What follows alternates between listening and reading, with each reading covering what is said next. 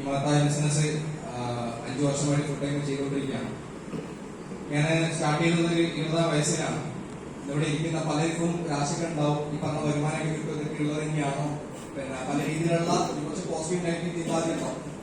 ഞാൻ ഈ ബിസിനസ്സിൽ വരാൻ കാരണം ഈ 2,10,000 എന്ന് പറഞ്ഞ വരുമാനം മാത്രം കിട്ടാൻ കാരണം എന്റെ എന്താ പറയാ എന്റെ ജീവിത സാഹചര്യം അങ്ങനെയായിരുന്നു. ഇതിലൂടെ ആ ഒരു വരുമാനം വാങ്ങിക്കണമെന്ന് ലക്ഷ്യം വെച്ചിട്ട് തന്നെയാണ് തുടക്കത്തിൽ എന്റെ ആശങ്ക അങ്ങനെയാണ് അത് കിട്ടുമെന്നുള്ളത്. പക്ഷേ എന്റെ ലീഡർ, എന്റെ അപ്ലൈ ലീഡർ ഇവിടെ ഇരിക്കുന്നുണ്ട്, ലീഡറുടെ ഫിനാൻസർ ഇരിക്കുന്നുണ്ട്.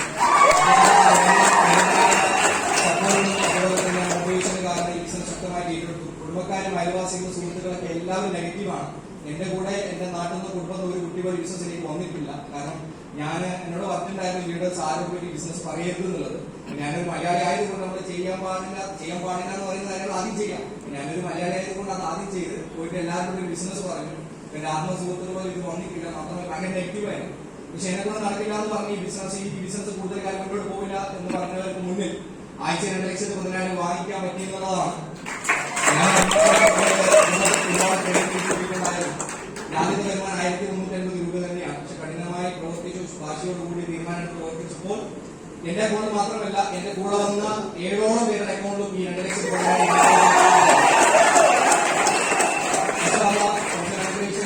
കമ്പനിയിലെ ഒരു ക്ലോസിംഗ് കഴിഞ്ഞു. ഈ ക്ലോസിംഗിലേക്ക് ഏകദേശം 4 സീനിയർ അച്ചീവേഴ്സ് എന്റെ ടീമിൽ വരാനിരിക്കുന്നു. അതുപോലെ തന്നെ ഒരു ഷോപ്പോ ഓഫീസോ ഒരു വിസിറ്റിംഗ് കാർഡോ ഒന്നുമില്ലാതെ, സ്റ്റാഫ് ഇല്ലാതെ, ഒരു തലവേദന പരിപാടി ഇല്ലാതെ തുടങ്ങിയ ബിസിനസ്സാണ്. ഇന്ന് കേരളത്തിലും കർണാടകയിലായിട്ട് ഏകദേശം 10,000-ന് മേലെ ഡിസ്ട്രിബ്യൂഷൻ ലൈസൻസ് കൊടുത്തു. മാത്രമല്ല ഇതിലൂടെ 15 കോടിക്ക് മേലെ ബിസിനസ് ഉപയോഗിക്കാൻ ഒരു ബൈക്ക് സ്വന്തമായിട്ട് എടുത്തു. അതിലുപരി ഇന്ന് ടീമിൽ 100-ന് മുകളിൽ ബൈക്ക് അച്ചീവേഴ്സ് ഉണ്ട്.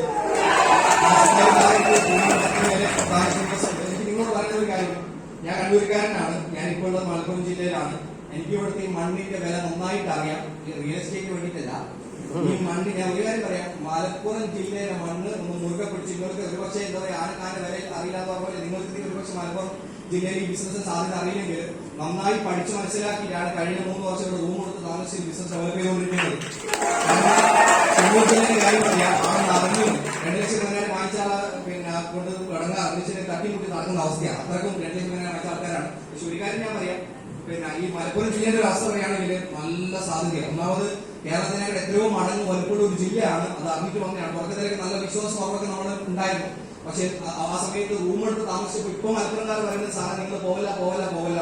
പക്ഷെ ആദ്യം വിളിച്ച കള്ളന്മാരുന്ന കണ്ണൂരിൽ എല്ലാവരും കള്ളന്മാരാണ് ആദ്യം വിളിച്ചത്. പക്ഷെ ഇപ്പൊ അവരാണ് പിടിച്ചു നിർത്തുന്നത്. ഇനി ശക്തമായ ടീം ഇവിടെ മലപ്പുറം ജില്ലയിൽ തന്നെ ഉണ്ട്. നിങ്ങളോട് പറയാനുള്ളത്, ശക്തമായി ബിസിനസ് നിങ്ങൾ ഏറ്റെടുക്കുകയാണെങ്കിൽ 100% ഈ ബിസിനസ് നിങ്ങൾ വിജയിക്കാൻ പറ്റും.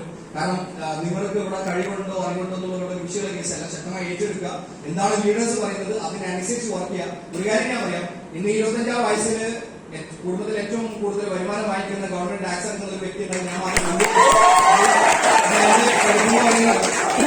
വിദ്യാഭ്യാസം എന്ന് പറയുന്നത് +2 കഴിഞ്ഞ് ബികോം എടുത്ത് എംകോം എടുത്ത് MBA എടുത്ത് ഇങ്ങനെ പോകണമെന്ന് ആഗ്രഹിച്ചു. പക്ഷെ +1 നിന്ന് പൊട്ടിയത് കൊണ്ട് ഞാൻ കൂടുതലായിട്ട് പഠിക്കാൻ നിന്നില്ല. നേരെ ബിസിനസ്സിലേക്ക് ഇറങ്ങി.